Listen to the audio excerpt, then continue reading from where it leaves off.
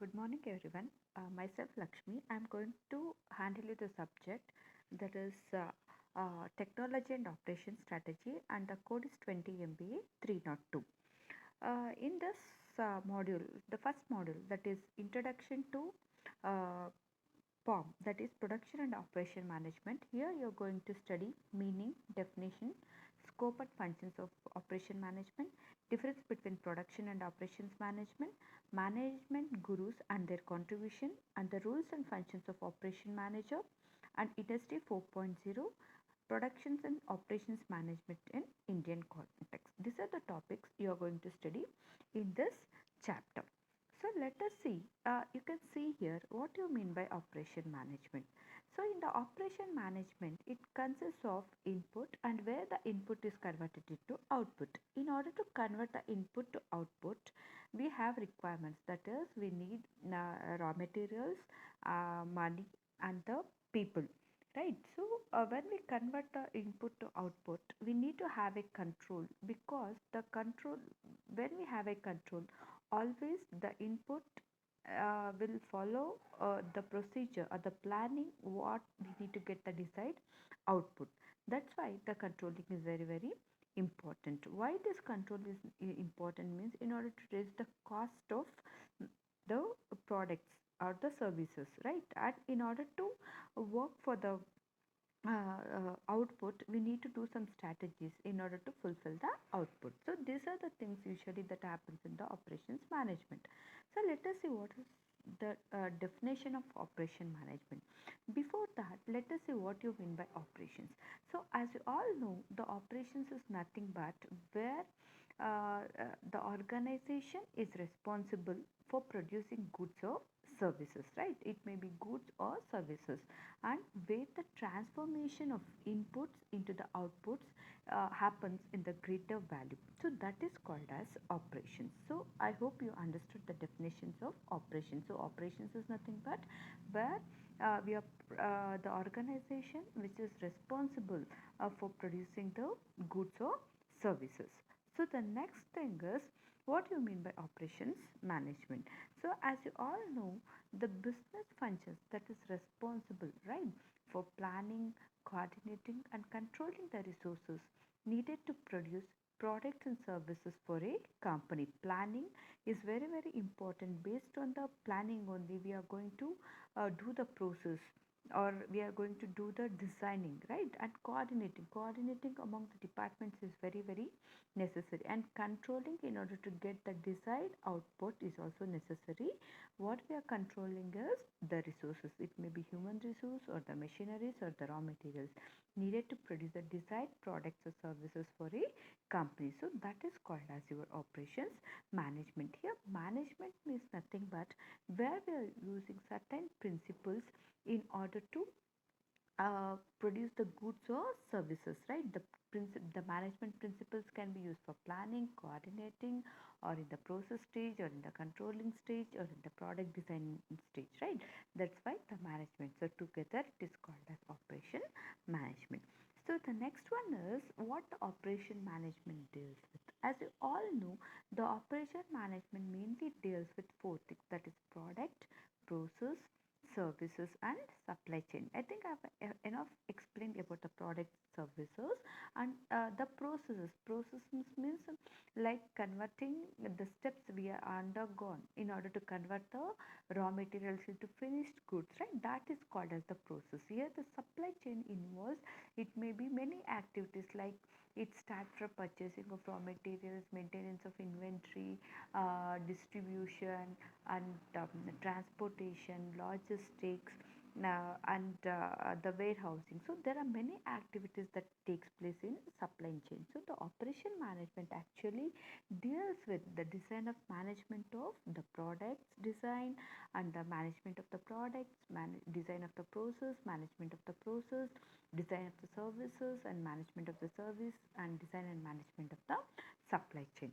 As I told, the transformation process, right? While explaining the operation management, I talked about the transformation process. Here the transformation process is nothing but where we are going to add value to the process in the each step. Like the transformation process means it's nothing but the conversion process. It may be thermal process, or it may be any process. I can give an example where a wood is converted into log, right? The conversion means where we are chipping of the wood in order to convert that log or the wood into a axe, right? That is called as transformation process, right? Otherwise, where the coal or the charcoal are converted, right? There the thermal transformation takes place in order to convert that into the energy. So that is called as transformation process, right? So in the transformation process, where we add value in each and every step during the transformation process, that is the conversion process. That means here the inputs may be land, labor, capital, or information. So where these are the conversion places takes place with respect to input in order to get the output may be goods or services, right? So here the feedback will be taken. Why the feedback will be taken means where it is a measurement taken at various points in the transformation process, so it helps to control. That means the comparison of the feedback against previously established standards to determine if corrective actions is needed. That's why the feedback is very very important in order to see during the conversion of input to output, whether it is working according to the plan or any deviation has been occurred during the conversion. So that is called as during the transformation, or you can say that is called as transformation process. So the example what I have given, it is with respect to the manufacturing sector. Let us see an example for the service sector. So in the service sector, I'm taking an hospital. So in the inputs maybe doctors, nurses, right, the hospital or the medical supply equipment or the laboratories. This may be the input. The processing, that means the transformation process or the conversion process may include the examination of the patient, the surgery or monitoring, medication and the therapy. These are the transformation process, and the treatment is, you can see the treated patients or the happy faces of the patients after the treatment, where they getting recovering from their what you can say from the disease, right? So that is called as the output in the service sector. So one more example you can take, the service sector, that is in the banking, right? The input may be the customers, where they open the account, where they want to deposit, where they need to invest. The processing, it means opening an account for them, or making them how to apply for the loan and all, right? That is the processing, where we take them the documents in order to open, or in order to get the output means getting the loan, right? That is called as the transformation process, where the input is converted to output in the banking sector. So that is an example service sector. So one more thing I need to tell you, in the service sector, actually this operation management is purely with respect to both manufacturing and service sector. So that is one of the important thing, where the operation management can be applied in both service sector and the manufacturing sector. So before going to the manufacturing service organization, let us see some of the differences between service and manufacturing. So if you go for the service sector, the product, right, it is intangible. But when we go for the manufacturing sector, it is the tangible product. So in the service sector, product cannot be inventoried. That means cannot be listed. But in the manufacturing sector, the product is inventoried. That means we can list the products, right? One more difference is like high customer contact will be there in the service sector, because in the service sector we are actually deal with the customers always. But in the manufacturing sector, low customer contact. Once the product is released to the market, then only if they have any service, in order to know the feedback of the product, we will have some customer feedback. Then in the service sector, short time response, that means as soon as they get the service, we will get the feedback from the customers very in a shorter period. But in the manufacturing sector, the duration of that response time is a bit longer, right? But in the service sector, it is labor incentive, where the manufacturing sector is capital incentive. So these are some of the differences between the manufacturing and the service sector. So let us see the scope of operations management. So the scope of operation management, like there are many scope of operation management. You can say the scope, it also acts as functions of operation management. So the scopes of operation management are like location of facilities, plant layout, product design, process design, production and planning, and the next one is production and planning control, quality control, material management and maintenance management. So let us see one by one what you mean by the location of facilities, product design and all. So if product selection and design means it is a product mix, makes our system efficient or inefficient. So it is very important to select the right product, keeping the mission and the overall objective in mind. Right, design is very important in any competitive or non-competitive organization. So we use operation management usually in order to find out the suitable design to fulfill the requirement and to maintain the cost. Next one is like product selection. Right, in the product selection and planning, you can say here the selection of the process is very important, and which involves taking the decision about what kind of technology is required, what kind of machines are required, what kind of equipments are required, and how to optimize the output from the process, right? And the process planning, designing, so everything is important. And in the location of facilities, so here we are usually go for long term decisions. So always when we go for the location facility, decision is very important. So when we select a particular location, we are going to calculate the distribution cost and the production cost, where we will try to reduce those two costs, and which helps to reduce the overall cost. And the layout and material handling, here also the layout positioning of machineries is very important, because it should be so aligned that the flow of production always should run very smoothly. So the availability of raw materials or machinery should be easily available, and proper choice of material handling equipments is also one of the important thing. Next one is capacity planning. Here capacity planning means here where capacity is nothing but where the output, the conversion process over a period of time, right? So here the process industry challenging problems in capacity planning, requiring in long term expansion, contraction of major facilities in the conversion process. So it helps in capacity planning or marginal costing and linear programming. Then material management and the maintenance management is also plays a very important role in the functioning of operation management or the scope of operation management. So the next one is, after the scope of operation management, the next thing is the importance of operations management. So the importance of operations management are like helps to achieve the objectives, where the operation management usually helps to achieve our strategies, or you can say the mission vision, right? That is called as helps to achieve the objectives. Next one is it also helps to improve the productivity of the employees. So when the plant location process design is done according to the need, indirectly it helps to improve the productivity of the employees. So it also it helps to improve the goodwill of the company, and it helps to helps for the optimum utilization of resources, and also it helps to motivate the employees in the organization. And operation management can also helps to reduce the cost of producing products and services by being efficient, and also it helps to increase the revenue by increasing the customer satisfaction through good quality and services, and reduces the need for investment. How it reduces means by increasing the effective capacity of the operation, and by being innovative in how it uses its physical resources. And last but not the least, it helps in enhance innovation by building a solid base of operation skills and knowledge within the business. These are some of the importance of your operations management.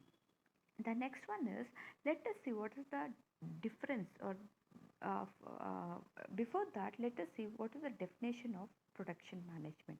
So usually the production management deals with decision making related to production process, so that the resulting goods or services are produced according to the specifications in amount and by the schedule demand at minimum cost. Actually the production management is usually concerned with those process which only converts the input into output. Here actually in the production process the effective planning will be done, but the actual transformation of material into finished goods only we give more importance to conversion of input to output. Only for that process we give importance. That is called as production management. As you all can see that the production management is only concerned with conversion of input to output in the products, right? But in the operation management it deals with the activities rather than this production process also. So let us see some of the difference between production management and operation management. As I told, the basic definitions of production management that connotes the administration of the range of activities belonging to the creation of product. That means only deals with the manufacturing of the products, where the operation management deals with the manufacturing of managing the production management and even the services also. So the main objective of production management actually deals with the best goods or services that are of the right quality, right quantity, and at the right time, where the main objective of operation management is to satisfy the customer wants. Actually, the production management occurs on outputs of the manufacturing raised in the market, where the operation management occurs in the input during the manufacturing. So, the decision making in the production management, the decision making is related to all the aspects of production, whereas in the operation management, as I said, it is the decision making is related to even it includes the regular business activities also.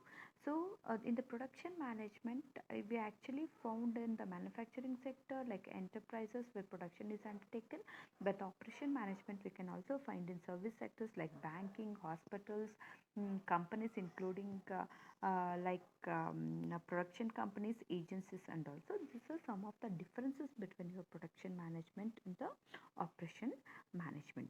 So next one is the role of operation manager. Before getting into the what is the role of operation manager, let us understand what is an operation manager, right? So an operation manager is nothing but a niche in the companies that offer products and services and is responsible for the aspects of operations and the production within the company, where he oversees all the production of goods in a company, and he will work as possible to increase the efficiency of the production machine of the business, right? So the duties of the operation manager actually varies from from one manager to one operation manager to another operation manager depending on the organization.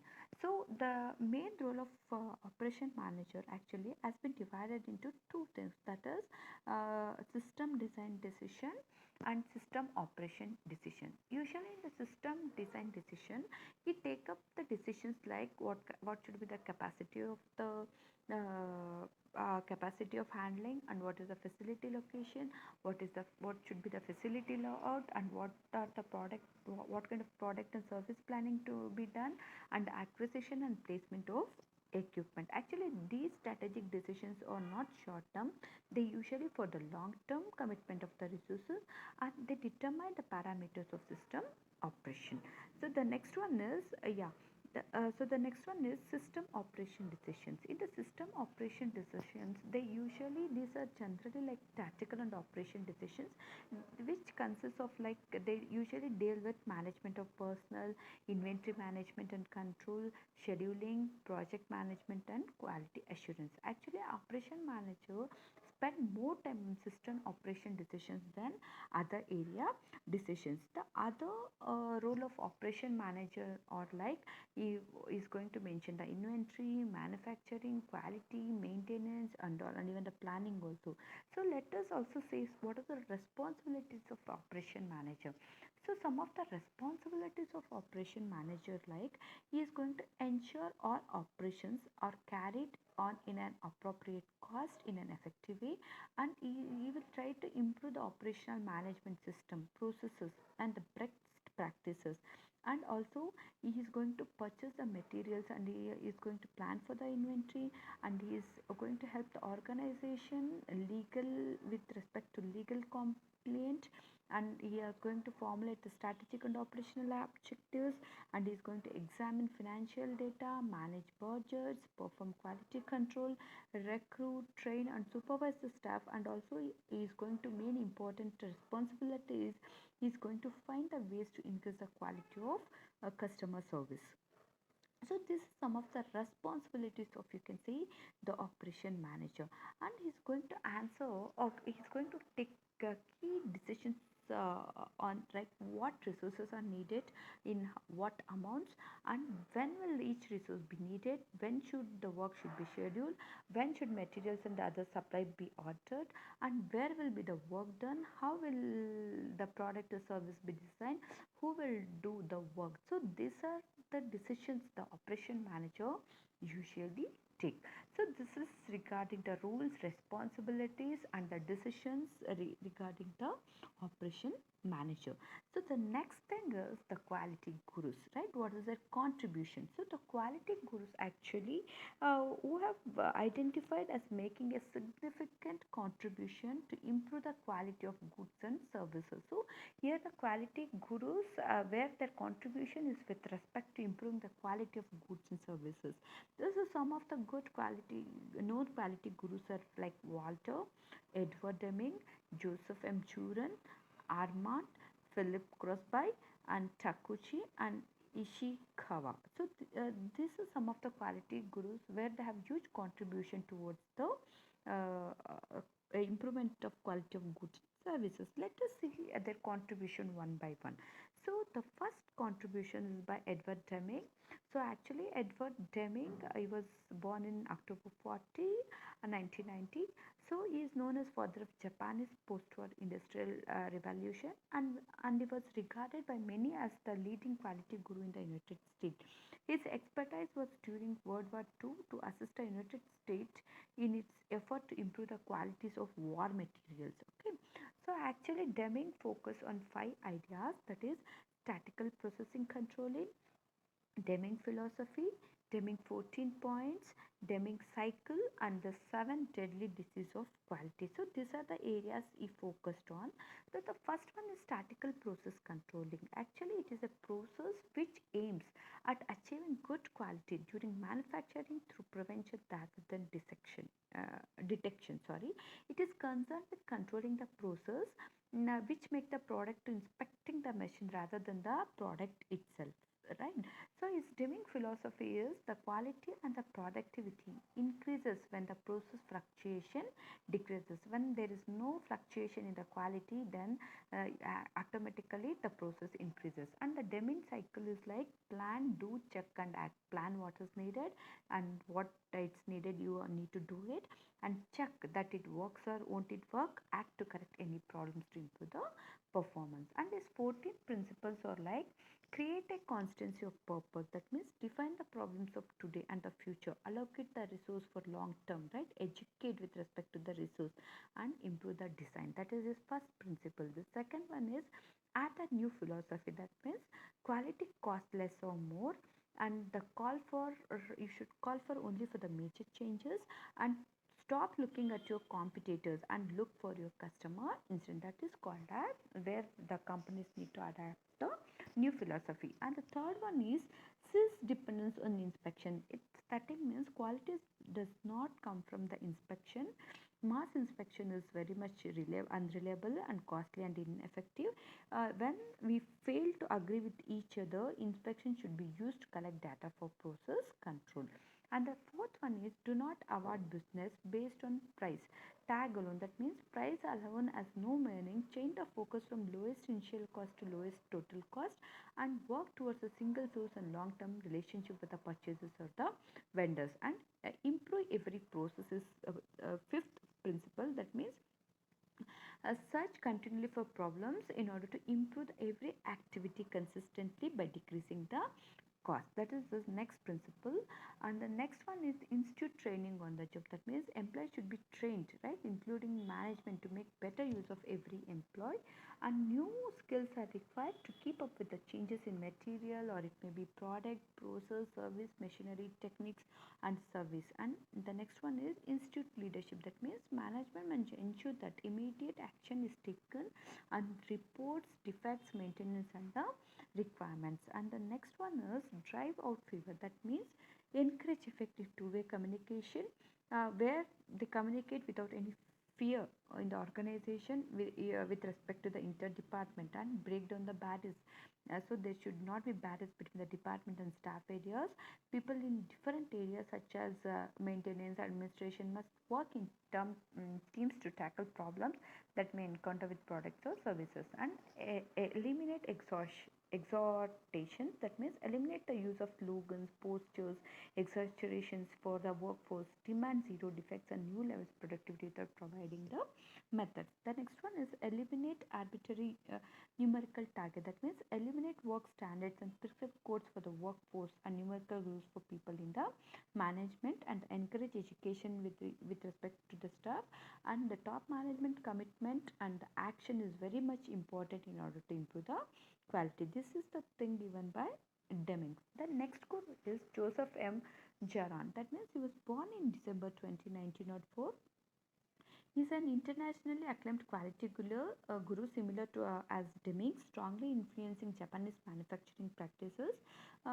So he believed that quality does not happen by accident, and he gave rise to quality triology. Actually, Juran ideas are like quality definition, breakthrough concept, internal customer, quality triology, Pareto analysis, cost of quality, and quality council.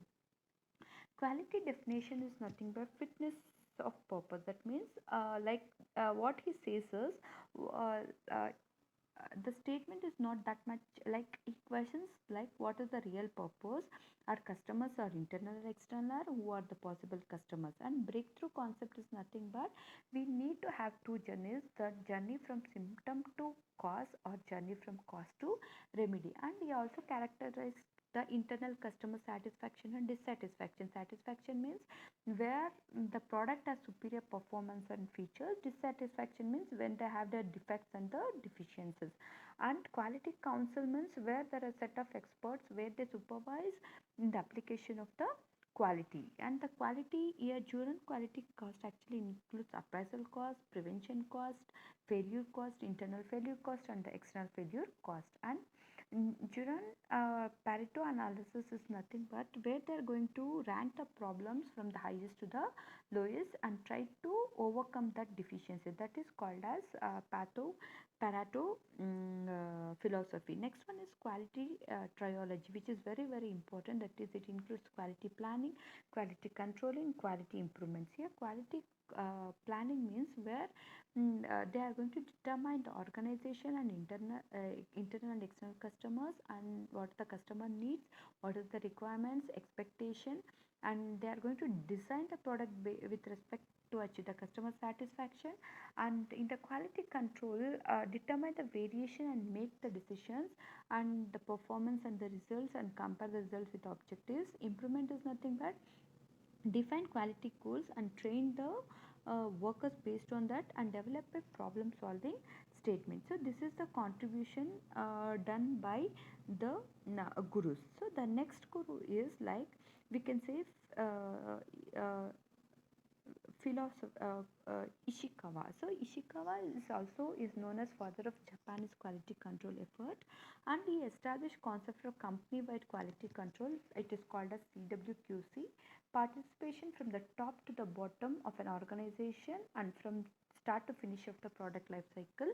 And he also started quality circle, that is bottom up approach, members from within the department and solve the problems on the continuous basis. And he also contributed for the fish bone diagram, and he introduced the concept that the next process is our customer. So this is the contribution of Ishikawa. And the next contribution is from Dr. Walter. So Walter control charts are widely used to monitor the processes. Actually, problems are framed in terms of special cause and common cause, and he has come up with PDCA cycle as Deming also, that is plan, do, check, and act. The next guru is Takachi. So here, Dr. Takachi. So the lack of quality should be measured as a function of deviation from the nominal value of the quality characteristics. So thus, quality is the best achieved by minimizing the deviation from the target, and the quality should be designed into the product and not inspected into it. So Takashi recommends three-stage design process actually. The first one is development of a basic functional prototype design and determination of materials, parts and assembly system, and determination of the manufacturing process involved. And the parameter design is the second stage. So here the parameter design means selecting the nominals of the system by running statically planned experiments, and the tolerance design deals with the tightening tolerance and upgrading the things. So this is the contribution given by the Takashi.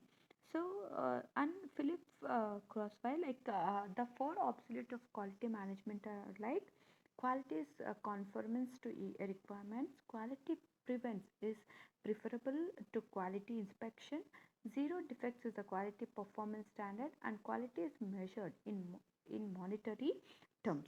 So, this is the contribution by Philip Crossby, and he also given like 14 principle steps to quality improvement. The first one is management is committed to quality and create quality improvement teams, measure process to determine current and potential quality issues, and calculate the cost of poor quality, raise quality